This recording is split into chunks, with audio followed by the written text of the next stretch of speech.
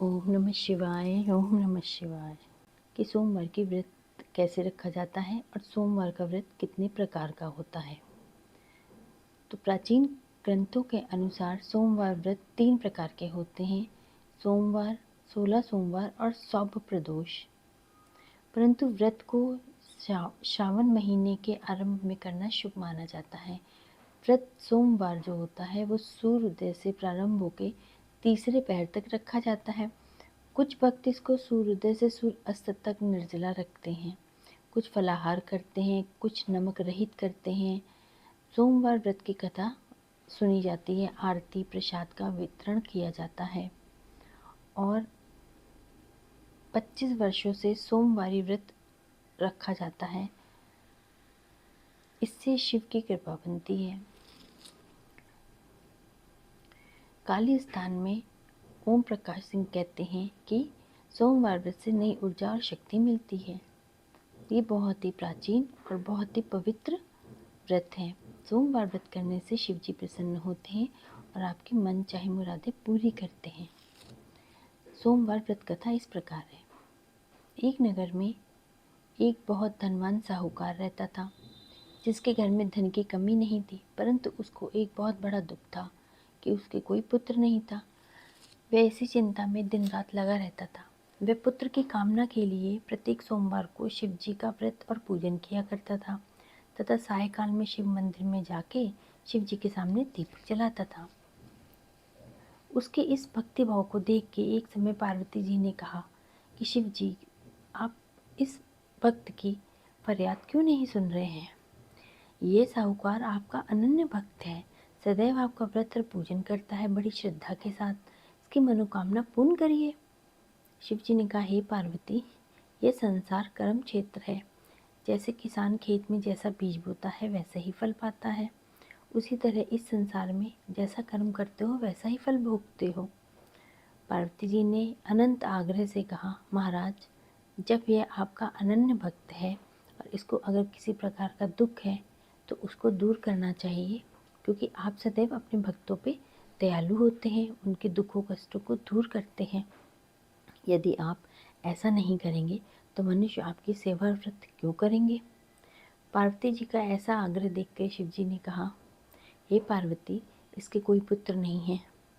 इसी चिंता में ये अति दुखी रहता है। इसके भाग में पुत्र ना होने पर भी मैं इसको पुत्र प्राप्ति का वरदान दे देता हूँ, परंतु यह पुत्र केवल 12 वर्ष तक ही जीवित रहेगा। इसके पश्चात वह मृत्यु को प्राप्त हो जाएगा। इससे अधिक मैं और कुछ नहीं इसको दे सकता हूँ। सब बातें सुन रहा था। साहूकार ने इसकी सारी बातें सुन ली। इससे उसको ना तो प्रसन्नता हुई और ना ही दुख हुआ। वह पहले की जैसे ही शिव जी के व्रत पूजन करता रहा। कुछ समय के पश्चात साहूकार की पत्नी गर्भवती हो गई। उसके 10वें महीने से अति सुंदर पुत्र की प्राप्ति हुई।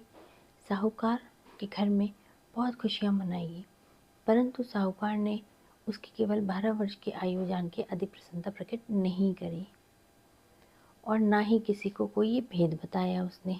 जब वह बालक 11 वर्ष का हो गया, तब उस बालक की माता ने उसके पिता से उसके विवाह के लिए बोला।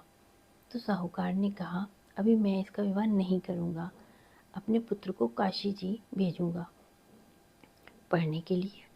और इसके मामा को बुलाया। बालक के मामा को बुला के उससे कहा और उसको बहुत सारा धन दिया कि इस बालक को काशी पढ़ने के लिए ले जाओ। रास्ते में जिस भी स्थान से जाओ वहाँ पे यज्ञ और ब्राह्मणों का भोजन कराते हुए जाना। वे दोनों मामा भांजे यज्ञ करते हुए ब्राह्मणों को भोजन कराते हुए चल पड़े। रास्ते में उनको एक शहर पड़ा। उस शहर में राजा की कन्या का विवाह था और दूसरे राजा का लड़का जो विवाह करने के लिए बारात लेके आया था, वह एक आंख का काना था। तो उसके पिता को ये चिंता सता रही थी कि कहीं वर को देख के कन्या के माता पिता विवाह के लिए अड़चन न पैदा कर दे। इस कारण जब उसने अति सुंदर सेठ के बालक को देखा तो मन में विचार बनाया कि क्यों न दरवाजे के समय इस लड़के को वर का काम दे दे। ऐसा विचार करके उसने वर के पिता ने उस लड़के और उसके मामा को बोला तो वे राजी हो गए। फिर उस लड़के को वर के कपड़े पहनाए, घोड़ी पे चढ़ाया, दरवाजे पे ले गए और सब कार्य प्रसन्नता से पूर्ण हो गया। फिर वर के पिता ने सोचा कि यदि विवाह का कार्य भी इसी लड़के से करा दिया जाए तो इसमें क्या बुराई है। ऐसा करके उसने लड़के और उसके मामा से कहा कि यदि आप फेरू और कन्यादान का काम भी करा दें तो आपकी बड़ी कृपा होगी और मैं इसके बदले में आपको बहुत सारा धन भी दूंगा। तो उन्होंने ये स्वीकार कर लिया और विवाह कार्य भी बहुत अच्छे से संपन्न हो गया। परंतु जिस समय लड़का जाने लगा तो उसने राजकुमारी की चुनरी के पल्ले में लिख दिया कि तेरा विवाह मेरे साथ हुआ है, परंतु जिस राजकुमार के साथ तुमको भेजेंगे वह एक आंख से काना है। मैं काशी पढ़ने के लिए जा रहा हूँ। लड़के के जाने के पश्चात उस लड़की ने जब अपनी चुन्नी में ये लिखा हुआ पाया तो उसने राजकुमार के साथ जाने के लिए मना कर दिया और कहा कि ये मेरा पति नहीं है, मेरा विवाह इसके साथ नहीं हुआ है। मेरा विवाह जिनके साथ हुआ है वे तो काशी पढ़ने के लिए गए हैं।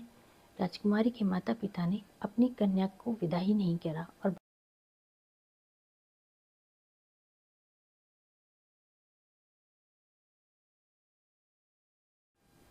बारात को वापस भेज दिया। उधर सेठ का लड़का और उसके मामा काशी पहुंच गए। वहां जाके उन्होंने यज्ञ करा। लड़के ने पढ़ना शुरू कर दिया। जब लड़के की आयु 12 साल की हो गई तो उस दिन उसकी तबीयत खराब होने लग गई और मामा ने यज्ञ को रचा रखा था। तभी लड़के ने मामा से कहा कि मामा जी आज मेरी तबीयत कुछ ठीक नहीं है। तो मामा ने कहा अंदर जाके सो जाओ। लड़का अंदर जाके सो गया। थोड़ी देर में ही उसके प्राण निकल गए। जब उसके मामा ने आके देखा कि वह मुर्दा पड़ा हुआ है तो उसको बहुत दुख हुआ और उसने सोचा कि अगर मैं अभी रोना पीटना मचा दूंगा तो यज्ञ का कार्य अधूरा रह जाएगा। अतः उसने जल्दी से यज्ञ का कार्य समाप्त करके ब्राह्मणों को जाने के बाद रोना पीटना शुरू कर दिया। संयोगवश उसी समय शिव और पार्वती माता वहाँ से जा रहे थे।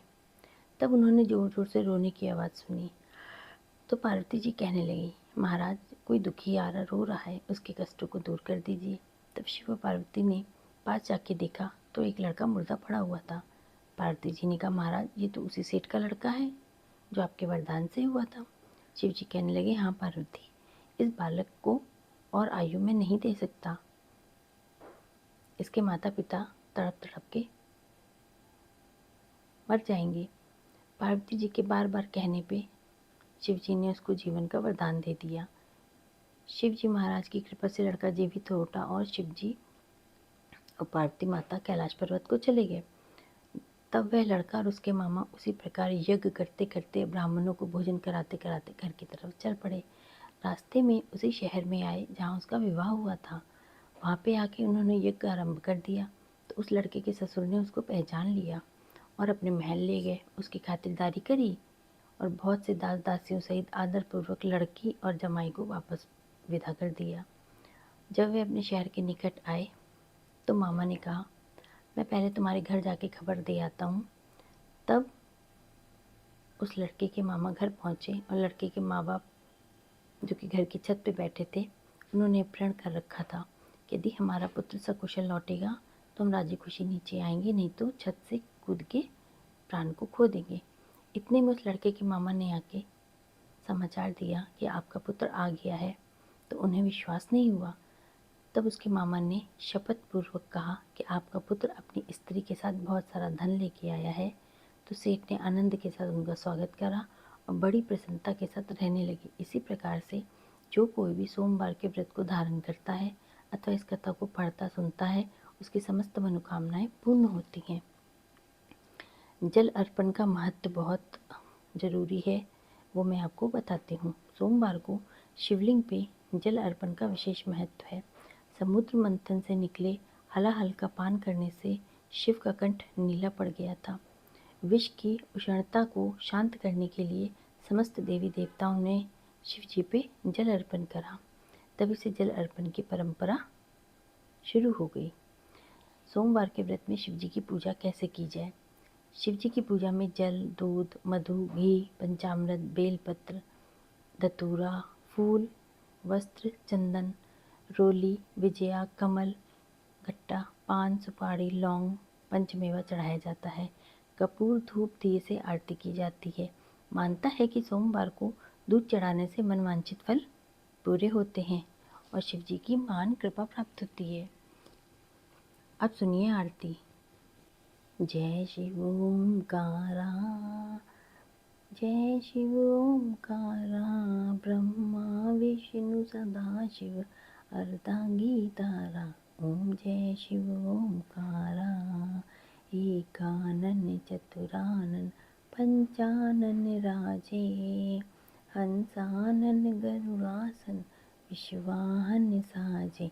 ओम जय शिव ओंकारा, दो भुज चार चतुर्भुज 10 भुज अति सोहे, तीनों रूप निरखता त्रिभुवन जन मोहे।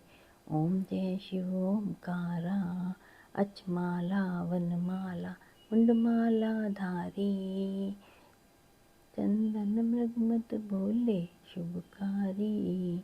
ओम जय शिव ओंकारा, श्वेतांबर पीतांबर भवांबर रंगे, सनकादिक ब्रह्मादिक भूतादिक संगे।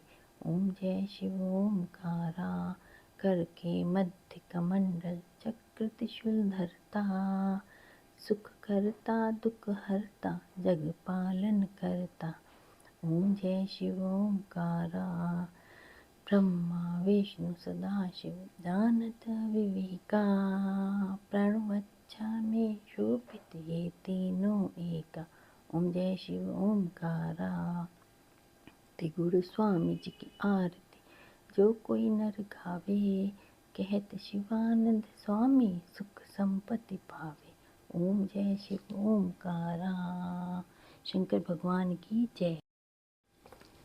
अगर आपको चैनल पसंद आया हो तो चैनल को लाइक और सब्सक्राइब करिएगा। धन्यवाद।